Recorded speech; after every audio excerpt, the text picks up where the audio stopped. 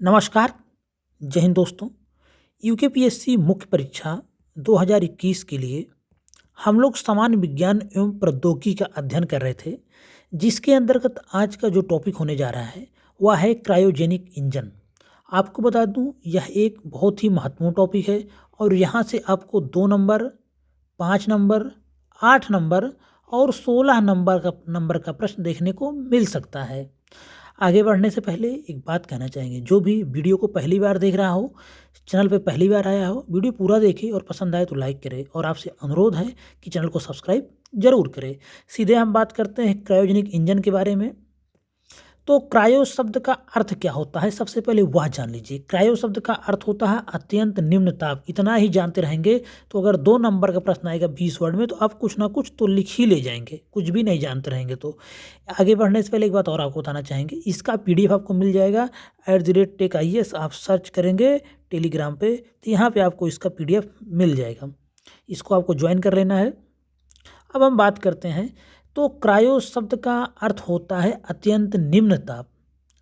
प्रायः -150 degree centigrade से कम ताप को क्रायोजेनिक कहा जाता है। तो क्रायो शब्द का ही अर्थ है अत्यंत निम्न ताप और प्रायः -150 डिग्री सेंटीग्रेड से कम ताप को क्रायोजेनिक कहा जाता है। क्रायोजेनिक इंजन में क्रायोजेनिक प्रणोदक का प्रयोग किया जाता है। प्रणोदक का अर्थ होता है ईंधन से। क्रायोजेनिक प्रणोदक से तात्पर्य है द्रवीय हाइड्रोजन, जो कि -253 डिग्री सेंटीग्रेड पर होगा, जो कि मुख्य ईंधन होता है। जो द्रवीय हाइड्रोजन होता है क्रायोजेनिक इंजन में, यही इसका मुख्य ईंधन होता है और यह -253 डिग्री सेंटीग्रेड पर होता है। तथा द्रवीय ऑक्सीजन, जो कि -183 डिग्री सेंटीग्रेड पर रखी जाती है, जो कि ऑक्सीकारक के रूप में प्रयुक्त होता है। तो क्रायोजेनिक इंजन का प्रयोग प्रणोदन यान की अपर स्टेज में होता है। अपर स्टेज में इसका प्रयोग किया जाता है। तो क्रायोजेनिक इंजन का मुझे लगता है अब अर्थ आप समझ गए होंगे। सबसे पहले क्रायो का अर्थ होता है अत्यंत निम्न ताप और प्रायः -150 डिग्री सेंटीग्रेड से जो कम ताप होता है उसे क्रायोजेनिक कहा जाता है। और क्रायोजेनिक इंजन में क्रायोजेनिक प्रणोदक का प्रयोग किया जाता है। क्रायोजेनिक प्रणोदक से तात्पर्य है द्रवीय हाइड्रोजन प्लस ऑक्सीजन, द्रवीय हाइड्रोजन, इसी का ईंधन के रूप में प्रयोग हो रहा है। तो द्रवीय हाइड्रोजन मुख्य ईंधन होता है -253 डिग्री सेंटीग्रेड पर, तथा द्रवीय ऑक्सीजन -183 डिग्री सेंटीग्रेड, जो कि ऑक्सीजन के ऑक्सीकारक के रूप में प्रयुक्त होता है। क्रायोजेनिक इंजन का प्रयोग कहाँ होता है? प्रणोदन यान की अपर स्टेज में होता है। क्रायोजेनिक तकनीक की उपयोगिता देख लेते हैं हम लोग। तो चिकित्सा के क्षेत्र में इसका इस्तेमाल कर कई लाभकारी परिणामों की प्राप्ति की जा सकती है। ईंधनों की खोज के क्षेत्र में भी इसका प्रयोग किया जा सकेगा। इसके अलावा विनिर्माण क्षेत्र में इसका इस्तेमाल कर लाभ की प्राप्ति की जा सकती है। इसके अतिरिक्त एरोस्पेस क्रायोजेनिक इंजन में भी इसका प्रयोग किया जा सकता है। अब हम बात करेंगे क्रायोजेनिक इंजन से लाभ क्या क्या हो सकता है। सीधे 5 नंबर पूछ सकता है क्रायोजेनिक इंजन का लाभ बताइए। तो क्रायोजेनिक इंजन के जो लाभ हैं उसको देखते हैं। हाइड्रोजन के दहन के कारण यह अत्यधिक ईंधन पैदा करता है, जिससे प्रमोचक यान की वहन क्षमता और लंबी दूरी तय करने की क्षमता बढ़ जाती है। द्रवीय अवस्था में ईंधन व ऑक्सीकारक कम स्थान लेते हैं, जो इंजन की दक्षता को बढ़ा देते, इफिशियंसी बढ़ा देता है। तो एक महत्वपूर्ण लाभ यह हो गया। इसके द्वारा भारी संचार उपग्रहों को कक्षा में स्थापित किया जा सकता है। भारी संचार उपग्रहों के प्रयोग में इसका मुख्यतः प्रयोग किया जाएगा, तथा साथ ही सुदूर अंतरिक्ष अन्वेषण भी किए जा सकते हैं। क्रायोजेनिक इंजन पर उच्च स्तरीय नियंत्रण होता है। फलस्वरूप प्रमोचन यान की सटीकता बढ़ जाती है और यह अपने पेलोड को निर्दिष्ट बिंदु, जहां पर उसको उतारने का डिसाइड किया जाता है, वहीं पर वह उतरता है। तो क्योंकि इस पर नियंत्रण अधिक होता है।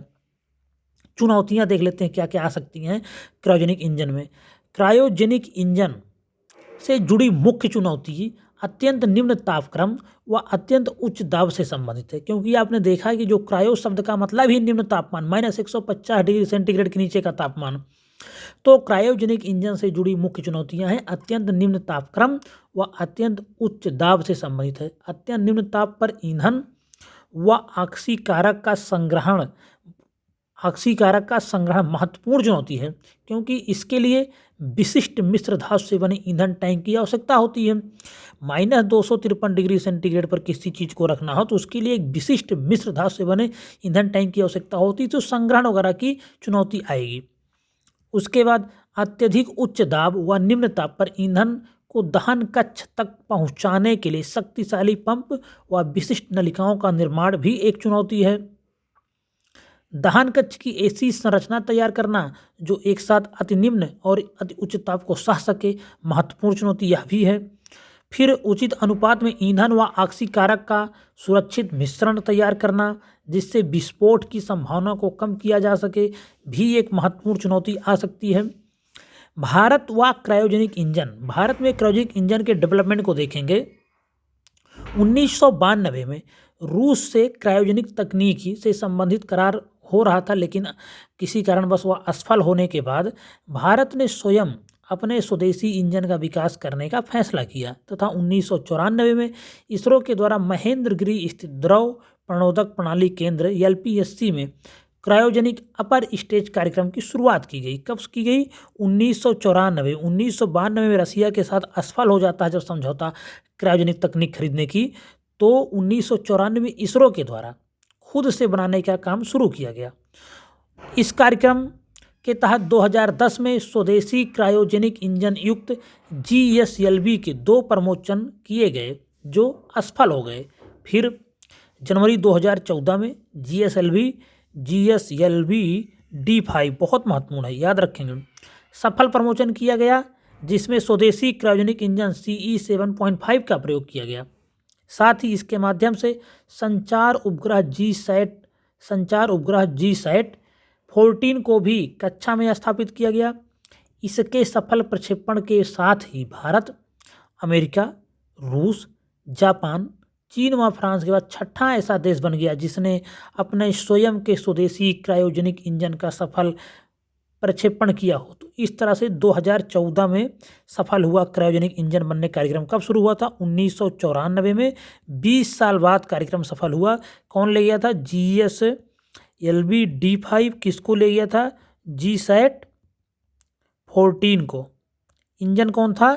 CE 7.5 cryogenic engine. तो इतना चीज़ों का इस्तेमाल किया गया। अब हम देख लेंगे क्रायोजेनिक इंजन का महत्व क्या है।